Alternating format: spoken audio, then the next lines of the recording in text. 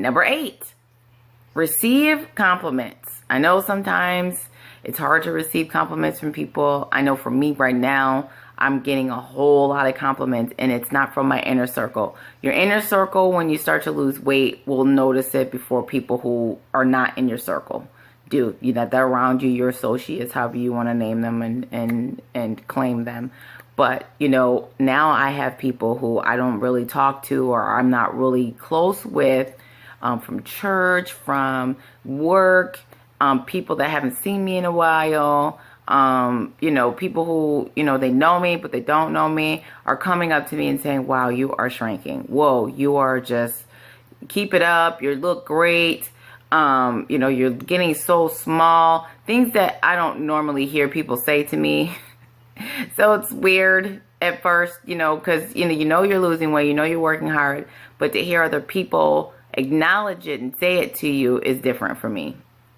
So I've had several people at my job who I don't really particularly speak to and on a daily basis and come up to me and just pull me to the side and says, man, you are, I mean, since the day you started to now, you have lost a lot of weight. What are you doing?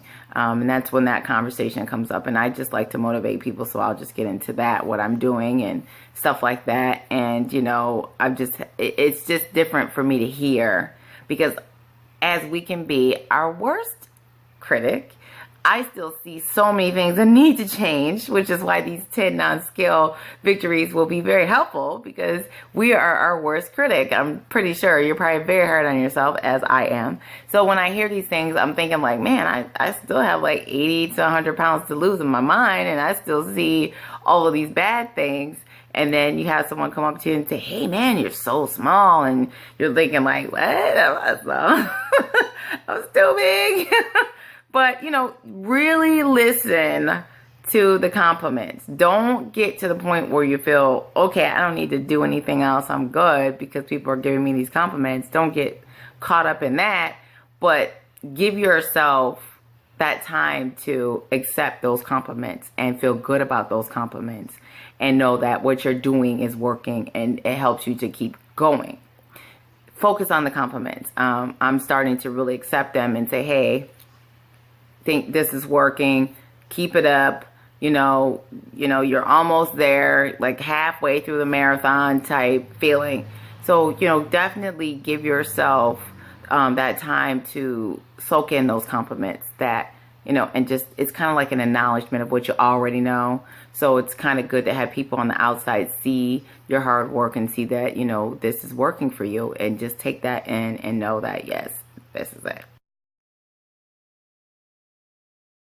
Number 9 is set longer time spans between your goals. So let's say if you're a weekly wearer, try to do every 2 weeks, just because of the different change, especially as you're getting closer to your weight loss goals. I'm kind of halfway. You know, I think I'm halfway. I might be further along than I think because I don't know how I'm going to look. I started off at 385 pounds, was the last time I weighed myself. I probably was I might have been a little bit more than that. I kind of got to the point where I said, okay, I'm almost at 400, so something's got to happen. I don't want to be 400. I don't want to be that person. I know there's people who are over 400 pounds and doing great and lost a lot of weight and stuff, but I just didn't want that to be my story. I didn't want to be in the 400. I did not want to see 400 on the scale, ever. It was bad enough that I was almost to 400 and couldn't believe that I got myself to that spot.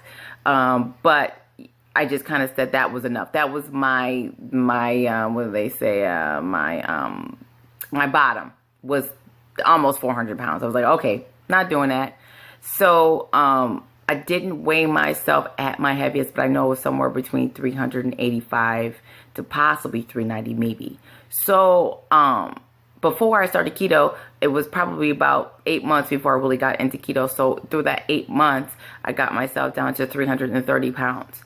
And that's where I was kind of, you know, back and forth, where I would go to 320, 325, 335. It would be between that range, and I never really got beyond that area. So once I got into keto is when I was able to get to 300 and below 300. So, you know, as I was getting to these different markers, there were times where I would gain 10 pounds and be like, what's going on? and then freak out and then do all these things and try to, figure out what's going on. And I was constantly weighing myself. I mean, I was like every so many days I started weighing myself to see, and it just started to get out of control. So I just believe that especially when you're getting closer to your weight loss goals, try to do every 2 weeks on the scale. And then every other week, when you're not on the scale, do your measurements. So you're not constantly focused on, weight loss, that you're focused on this as a journey, as a long-term thing.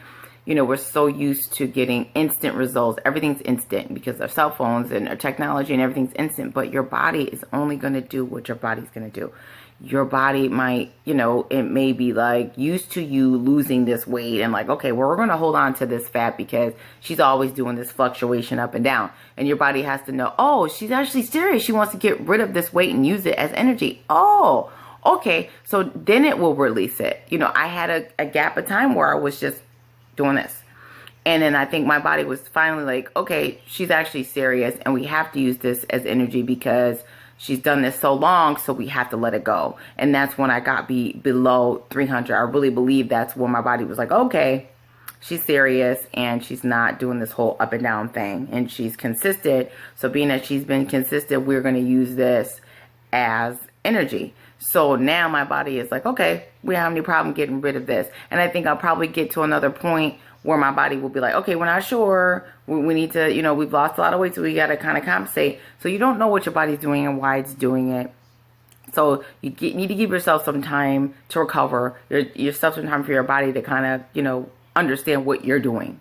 So your body is smart, so it's not going to let go. And then you don't want loose skin. I know for me, I would rather it take 2 years for me to get to where I need to get. Even though it's a long time, you think it's a long time, but I've been big for almost 30 years. So a comparison to 30 years to 2 years, I'll take the 2 years if I'm not going to have hanging skin and not have to worry about getting surgery. Fine. there's people who have lost weight and lost hundreds of pounds and no loose skin. That's the story I want. I don't want to have I'm down to my goal weight, but I have to wear girdles because my stomach is hanging or my arms are hanging and I can't really enjoy my weight loss because I lost it too fast. I don't want that story. Some people want to lose it fast. Fine. That's your story. You have money to go and you're okay with being cut and sewn up and stuff. Fine. That's great. Me? Nah, I don't want to do that. I don't want to do it. So I rather just you lift weights and lose it slowly, and then my body will have a little bit of loose skin, and I can still enjoy my life and wear clothes and show skin and stuff like that. Versus, losing it really quickly and fast and just being unhappy with all that loose skin. I just don't want to do that. So definitely take the longer spans for your weight loss goals and checking on your weight loss goals so that, you're not so obsessed and you tend to feel like there's no positive unless the scale moves. There's no positive if, the inches are lost. There's no positive. There's plenty of different positives. I'm just giving you 10, but there are so many different things that you can focus on to keep you motivated. And last but not least, don't be so hard on yourself. And I think it's coming across in all of the ones that I've mentioned. If you had a bad week, you had a bad week. I had weeks where I didn't exercise at all. I was just exhausted. I think my body was just saying, look, you need to rest for whatever reason. I don't know. You have your women time where your body is just all out of whack, and you have time where, you're getting older and you need to just relax and rest. If you feel like that one week, then relax.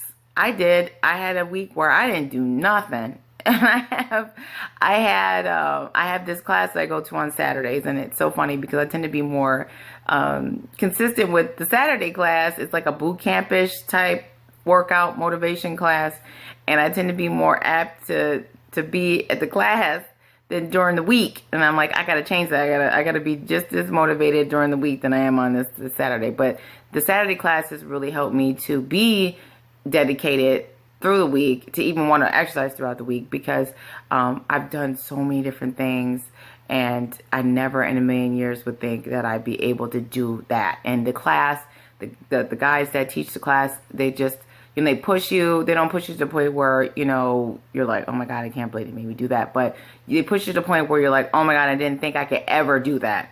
To this week, there's this hill that we do here locally. It's at Highland Park here.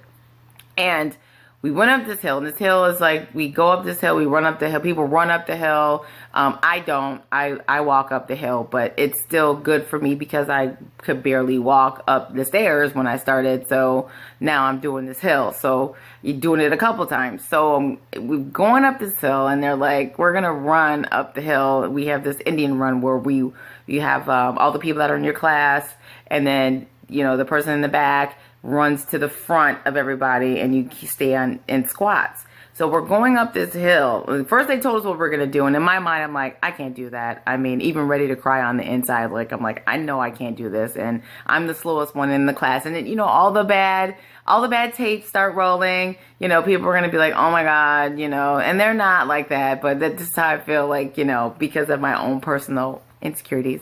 I was just like, wow, I'm not going to be able to do this, and I'm just going to look stupid, and I just don't want to do it. But I did it anyway. So, I go up this hill, and I'm running as fast as I can, but I'm actually moving faster than I ever have up this hill. And I'm just marveled at myself, like, whoa, did I just really jog up this hill? Like, really? So, and I never in a million years would thought 2 months ago that I would ever do that. And that's the thing I love about the classes, because they always push us.